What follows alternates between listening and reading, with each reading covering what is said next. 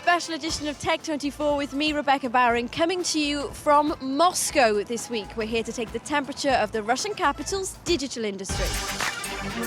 Russia captures just 1% of the global high-tech market, but last year its IT sector grew nearly 4 times faster than Europe overall. Homegrown firms are going global, like Russia's answer to Google.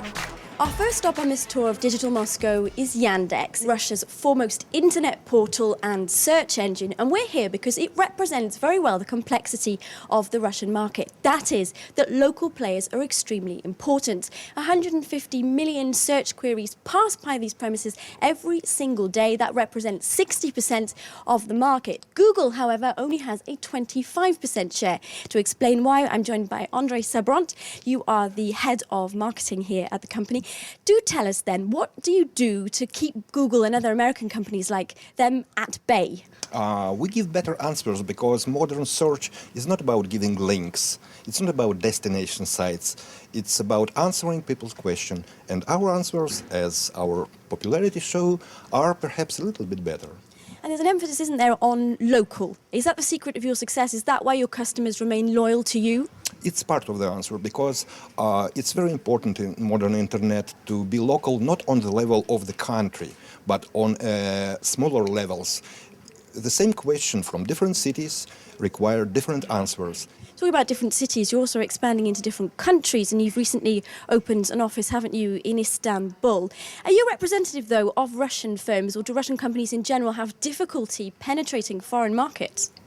I don't think so. I think that now we are big and powerful enough, and we have sufficient resources, financial resources, human resources, to enter new markets. And actually, we are going to use the same idea all over the world. We start with local teams.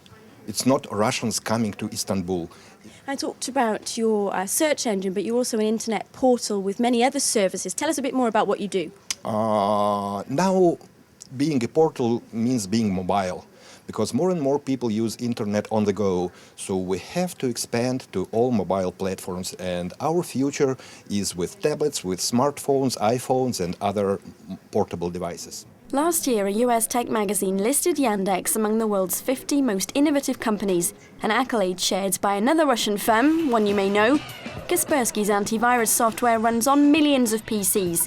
After 15 years, it operates in over 100 countries.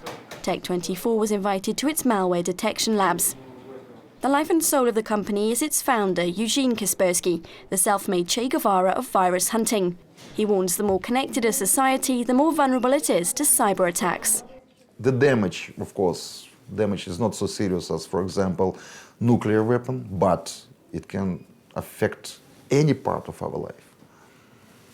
And it's not possible to protect. So the countries which are developed, the countries which depend on the IT systems more than others, could be the best victims. And these countries now, they are promoting the idea of cyber weapons and cyber wars. Hey, come on, what are you doing? The most potent virus the team is currently tackling could be political. They suspect Duku, a spying Trojan, to be the successor to Stuxnet, the worm that brought chaos on Iran's nuclear program. Experts here detected some 20 million new types of malware last year, with help from robotic virus hunters which crawl the web. And I would like to mention this one person, Aibo, which has done, according to figures, significantly much more than everyone, I think, in the last year. Why so much more? Because it is our automatization system. About 98% of malware is processed automatically. And only those samples which were not automatically processed, they are passed to this Shift virus analyst. And their goal is to process all the unprocessed samples.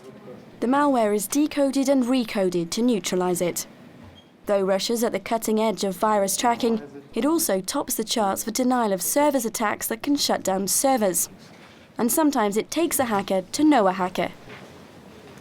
Of course, people from another front line, yes, they have the same information, but we have different goals, different ideas. They are also hackers, but they are black hat hackers. We are also hackers, but we are white hat hackers. We are good guys. Two sides of the same coin. Yes. As mobile becomes the new frontier of cyber warfare, Kaspersky warns criminals are increasingly targeting open source systems. Android is the most popular mobile operation system around the world now, and now we have more than, 5,000 mobile viruses in 1 year, which were created especially for Android. I think it's future on mobile device, not PCs at home. From the future of cybersecurity to the future of digital Moscow itself. For that, we head 15 kilometers southeast of the city. Out of farmland is rising Skolkovo, a new innovation hub set for completion in 2014. Over 400 companies have been selected to join. The ecosystem comprises a university, smart city, and research clusters where scientists and entrepreneurs collaborate. Here we are in the Cube. It's the future headquarters of the Skolkovo Foundation. At the moment, it's nothing more than a very noisy building site, but here's what it will look like when it opens in a couple of months' time. Some startups are already being supported by Skolkovo's Technopark, an incubator under construction. So first we tell it, send us the data. GeoNodal Solutions' self-pop-up node surveys the seabed and wirelessly transmits data from the surface back to a notepad device. And then we connect with, like you connect in any cafeteria or whatever. Some technology, though, is more everyday. All of the household gadgets on this table have something in common, and that is that they work without a battery. Now, Martin here is the brains behind Q Module, and you've harnessed the technology contained in one of these, a lighter. Yes. The lighter is the magic thing which contains a small piezo element. When we push on this piezo element, it produces a spark of electricity. And we know how to use this normal electricity in normal gadgets. For example, this thermometer.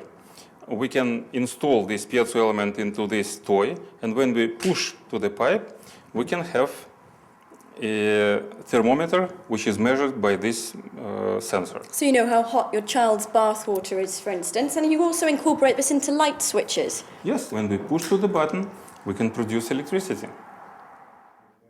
Martin's also developed a battery-free smart key, which costs less than €1. Fitted to the audio socket of his mobile, QJack replaces the need to log in manually to banking apps or to access the cloud. If there will be no Skolkovo, I don't know how to come to the president of Legrand or to the president of Air France. In the case of Skolkovo, many of top brands come to the Skolkovo and ask whether you have interesting innovation for us. And at this moment we come to this meeting and we show all of this product, all of this technology, all of our ideas to the decision maker persons, which is very great for us. Skolkovo's endgame is to boost Russia's standing as a global innovator, and the Kremlin has already injected millions of euros into the project. Future funding should be 50-50 public-private. But there could be a fly in the ointment. Skolkovo was a signature initiative of Dmitry Medvedev as he drove to modernize. Vladimir Putin's return to the presidency risks denting its impact.